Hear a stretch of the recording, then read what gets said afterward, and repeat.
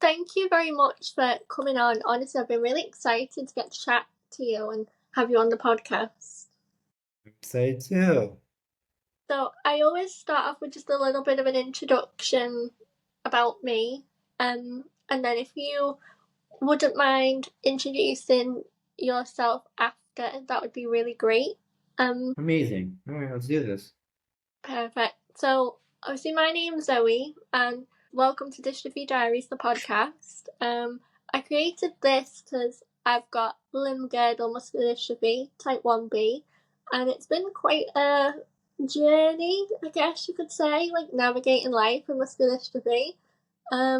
And I really wanted to do this podcast to try and just raise awareness of muscular dystrophy because I think a lot of people just don't have any idea about it, about trying to navigate life with it, and also get to meet really cool people in the community and show what we're about. You know, we're not defined by muscular dystrophy. We're people just like everybody else. You've got a lot to offer. And yeah, I'm really enjoying getting to meet such interesting people, really. Amazing. Thanks for having me, Zoe. My name is Danny Kurtzman. I'm a powered scooter user. I'm wearing a black beanie. I'm from California, and I just starred in a movie called Good Bad Things. Which is available for rental and purchase in the US, and we are looking to get international distribution very soon here. So everyone in Europe and Australia and everywhere can watch. I was diagnosed at a young age with a type of muscular dystrophy called FSHD. Um, and yeah, just stoked to dive into all the fun things. Yeah. Can I ask really what your kind of diagnosis journey was? Like, how old were you when you were diagnosed with muscular dystrophy? Oh man. I was diagnosed at like age 9. Mm-hmm. Um, both my brother and I have my brother passed away a little over 10 years ago, but we both have FSHD. Mm-hmm. And so yeah, I was just like falling more often, Mm-hmm. tripping myself. My parents could see some weakening of the muscles happening that weren't, I guess, at the time normal for a child to be having. And so they just went through the testing process and then yeah, I think we just probably I can't vividly remember, but probably a lot of ableist medical conversations. Mm-hmm. Um, a lot of battling, a lot of I don't want to do this, don't put me in a box, all that stuff that we deal with when we get diagnosed because we're just like this is the end. No, like really isn't because at the end of the day, media portrays people with disabilities as, as a deficit, as a loss, as something that is um bad. Mm-hmm. Yeah. And that's not the case. So, the moment you get that diagnosis, you think it's the end of everything, and ultimately it's not. It's the beautiful beginning of stuff. So, yeah, that's from what I remember. I really liked what you said there, and I think you are right. There's such a perception in society that it's the end, but it really isn't. And I think that's one thing I wanted to ask, obviously, to hear more about your film because I haven't seen it yet, obviously, because I'm in the UK, but I've seen clips of it. I've tried to find little bits about it on YouTube, but so I've just pretty much watched the same trailer over and over again. But I'd love to hear more about the message behind it and what it was like for you to be a part of it. Oh man, we're gonna have to do a part two. I for some reason had such an idea that you had seen the movie. That's on No. me. I will send you a link so you can watch Oh, it. yes, please. Yeah, I'd love absolutely. that. And we can maybe like do a second part and mesh it together if you want. But Absolutely. yeah, after graduating college in 2009, I went into the family business, which was fashion. So I've been in the fashion world my whole career. And my best friend, Shane, who is the director, co-writer, and producer of the movie, was Mm-hmm. going to the USC START program, which is the film grad school at USC, and he Mm-hmm. wanted to do a teacher, and he wanted to do it with me, and he reached out to me and was like, "Do you want to do this?" I was like, "I've never acted, I've never written," and he says, "I got you. Let's just do it." And so we didn't go into it with anything other than the intentions of like creating art with your Mm-hmm. best friend in a genuine, authentic way that could last forever, with the hope that it's going to be good. But like in filmmaking, that's not always the case. And yeah, we stumbled upon something pretty amazing, and the reception we've had of the movie have been incredible. Um, Everyone, like from able-bodied to disabled people, it's been so impacted by all the storylines of the film, and so yeah, just feeling really grateful at the moment. Do you feel like the reception that you've got, has it been quite surprising for you? Obviously, because as a disabled person, we know we don't always get great reception from able-bodied people at times, and I think, like, has it been quite surprising for you, like just the positivity you've had back from it? Um, yeah, it's like I don't know if it was like as surprising as the best way to describe. I feel very grateful for so many people to just feel attached to our real, authentic story, because that's all we did. We just injected Mm-hmm. what we know, what we've experienced, and to to have so many diverse individuals connect to so many different parts of the movie is just so awesome. Um, but yeah, I think I don't know, surprising is the best way to describe it. I think we just like this the trajectory of where this can be, where this is going. Um, I think the surprising description for me is that I didn't know for so long how many talented, creative, powerful people there are in this community. Mm-hmm. And that's not Yeah. coming from like a negative place. Like, how was I not aware of these amazing human beings? And Mm-hmm. that needs to change, because that's what this movie has given me, is this introduction to this awesome, successful, just hungry, hardworking community. And yeah, that was a surprising thing. I was like, whoa, there's so many, and I don't know why you all aren't superstars everywhere. You are, honestly, but like, why haven't I seen you? Why am I just discovering you now? That was kind of the eye-opening moment for me. Yeah, I can sort of understand where you come from with that, because I think even for me doing this podcast and having so many people on from the community, and like I just have been bowled over by the incredible people a part of the community, and as you say, not because I had like a negative perception on the community, but you just feel like, gosh, why? Like, am I not hearing more of you? Like, why are you not everywhere? And I think the wonderful thing about people from the community is that determination and grit and just that uniqueness about them. Like, it's something special about all of them, which I really love. Absolutely.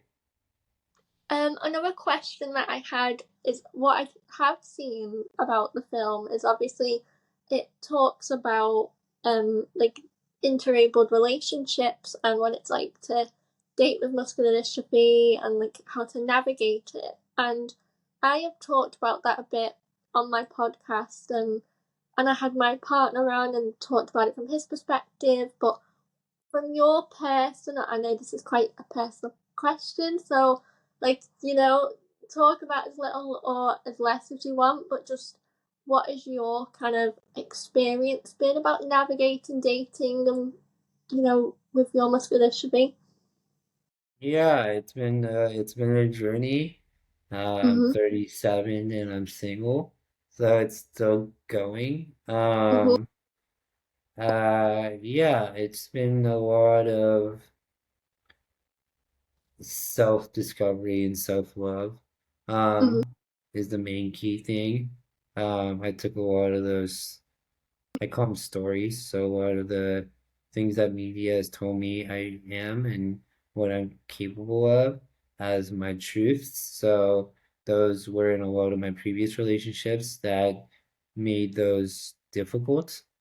Mhm. Um, because I always felt like I wasn't enough, or Mhm. I'm lucky to be with that person and I'm the one that has to always make up the groundwork to make it a balanced relationship.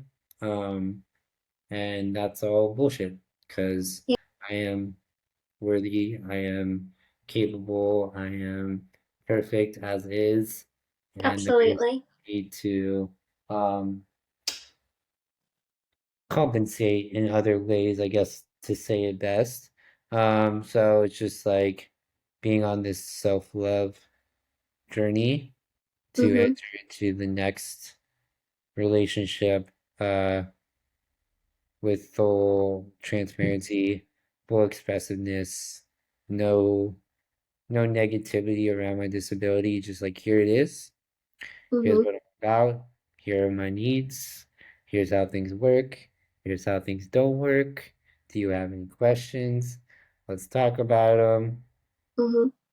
And honestly, it ends up being very sexy and very deep and very loving and um yeah, there's a lot of like connotations to disabled love and dating, and they should be elevated because they're so powerful. Mhm. I Like we think that all, was. yeah. Sorry, go on. You No, carry on. I think that's just all what we're seeking. The disability love that you have, interabled, and even with another disabled person, is truly so much deeper and real than most relationships because of the communication you have to do and the transparency and the care that you give each other. Um, yeah, so I think that was something that I really loved about what I have seen about the movie and even about because obviously I know Shane and Hannah were like involved in it and their story, and what I love about their like what they put out is it does show disabled love is a lot deeper and like you connect on a much more intimate level because there is a lot more getting to know and the care and everything that goes into that relationship. Like I have always felt like me and my partner in our relationship, we have a much deeper connection than I would say a lot of my able-bodied friends and their partners do because there is a lot more care and understanding and getting to know each other on a much deeper level and that was what I really loved about what I have seen in how this film is portrayed, that it shows that to people and audiences that maybe always look at it like, oh, it's a very negative thing, dating and disability, but actually it's a very beautiful thing. Yeah, I agree. 100%. I can't wait for you to see the whole movie. I know, honestly, I've been trying so hard to find even like little snippets on YouTube, but then I thought, no, I don't want to watch it illegally. So I got you. thank you. But what was it like? Obviously, filming it, you were involved quite heavily with a lot of it. But in regards to reasonable adjustments, and maybe days where there was filming and you maybe weren't feeling too great, how was that process for you? Honestly, it wasn't really even needed to be that Not dis even a thing. no, I was grateful to do it with my best friend who knows my needs and thought about Mm-hmm. all those things. Um, but also like it would just him knowing me, he felt comfortable or knew that to make sure everything was handled the way it should be handled, it was going to be communication and asking questions and doing it together. So anything that wasn't like that he was just concerned about, which majority of the times it was like, you're overly concerned and I love you for being that worried about it and it's not that big of a deal. It was just like a nice like, yeah, like that's just let's do this. And he's like, cool, done. Like, no I problem. love that. Um, yeah, and then like Hollywood, lots of employers make accessibility seem like this really difficult, Mm-hmm. exhausting, expensive thing. It's not. I No. don't think we spent one extra dime on anything accessibility wise for this movie. Like, we've made it happen, and Yeah, it's just conversation and ultimately making sure that I was comfortable on set showed on screen, which showed in the result of the whole entire movie. And so that's how it's got to be. I love that. One thing like I didn't realize, obviously you are involved in like fashion, and that's like kind of your background. But I'd love to know a little bit more about kind of your experience in the fashion world, because I have to say, like, I am obsessed with the fashion world. So any stories that I could hear about your experience, like, just would be really cool to live through you. Oh man, this is a question. I love fashion too. Fourth generation in clothing. So my family's been doing it forever. Um, and on a good note, I do. I think, unfortunately, I don't think there's enough representation and accessible clothing options out there. That's just one part of it. Mm-hmm. But I love where the trend is going in fashion. I think there are no trends. The trend is your trend. It's all Mm-hmm. about your style, not a style. And I think that's opening the door for what I've always been about in fashion, which is you don't need to look like someone else, follow someone else's. Just do what makes you feel like you, which makes you feel comfortable, which makes you Mm-hmm. happy. Because the positive thing is that we can control what we wear. We can. Um, and you should, it's important. I think it's important when I put something on in the morning that A, I'm comfortable in, and B, I like how I look in.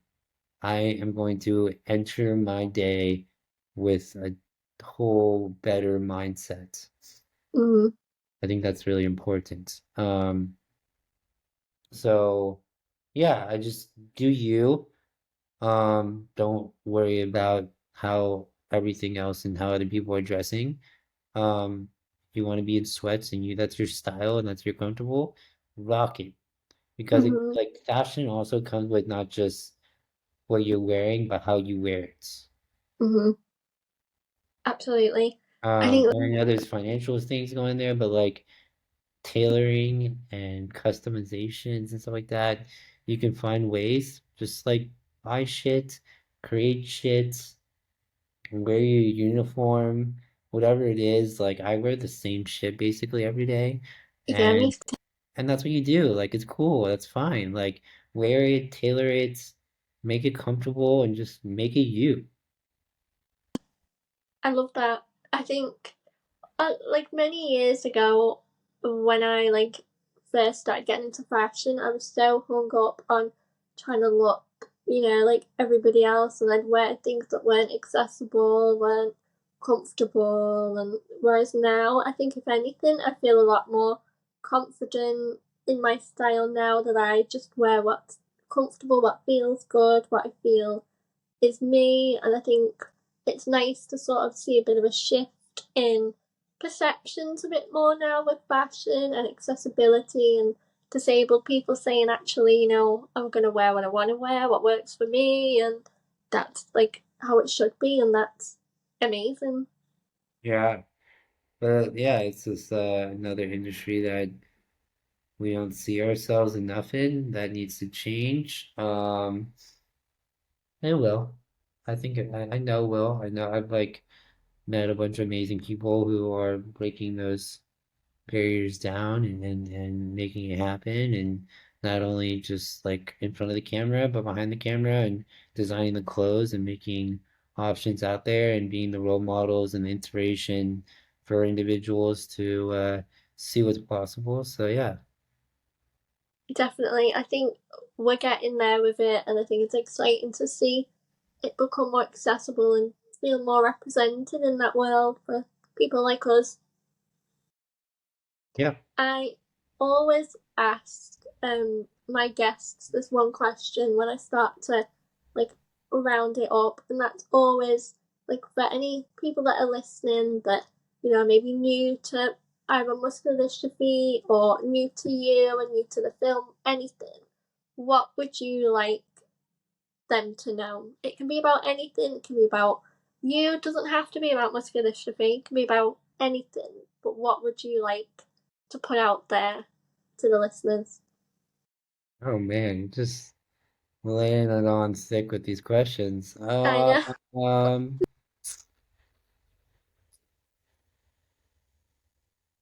yeah, it's just like trust your gut. Like that's my huge thing in my life is that um if something feels off, just question it or figure it out because that's what kind of happened with me was I just like why does everything I'm doing right now just doesn't feel right as a disabled person? Mhm. Um, and it's because that my explanation and I call it my story about what it means to be disabled wasn't my story. It was media's story. It was, it was what I accepted and it wasn't mine. And so I needed to go write my own story. And so that's like kind of all I tell people is just like there is no blanketed, generic way of being. There is no neutral. There is no status quo. That's all bullshit. Everyone's individual. Everyone has their own vision and their own experience on this planet. And it's not because we aren't. There's no truth that the only way to be existing in this universe is as a is as an able-bodied person, and all the rest is a loss. That's bullshit. Mhm. Such that's such a media thing that That's is brilliant. being put out there. Um, Disabled people are powerful. Disabled people are capable. Disabled people are sexy, and just tell yourself that, or don't even need to tell yourself that. Just figure it out Feel yourself that. and Yeah. just yeah, and when you realize that, you'll be like, whoa, that's why I've been feeling off this whole time. It's because I've been telling myself I'm not capable and I'm not worthy and I'm not sexy. And the moment I told myself that, I feel good now. And you're like, yeah, holy fucking shit. That's how it goes. I can really resonate with that because if once I came to that realization, I think I just felt happy. Like I just, just was happy to be me and here, and that confidence and self assurance that comes with it. So yeah, I really love that message, and I really hope it resonates with people. Well, honestly, I've had the best time, like meeting you and getting to chat to you, and I'd really love to do a part 2 once I've watched the film and be able to ask you like proper questions about it, and Let's do if you'd it. be happy. I will send you it as we get off and give it a watch, and then let's figure out another time to just Q&A the film. Perfect. So Yeah. I'll probably upload this as a part 1, but make a note that we're gonna do like a book. This is before the film, and then do an after part 2. However Um, you want to do it, I think, yeah, either part one, part two, or stitch it together, perfect. or however you want. Thank you so much for your time. Thank you, Zoe. Appreciate you. Thank you, and I'll see you again soon. Enjoy the rest of your day, and good luck with your Airbnb. Thank you. I need that right now, big time. Thank you. Bye. See you, Danny.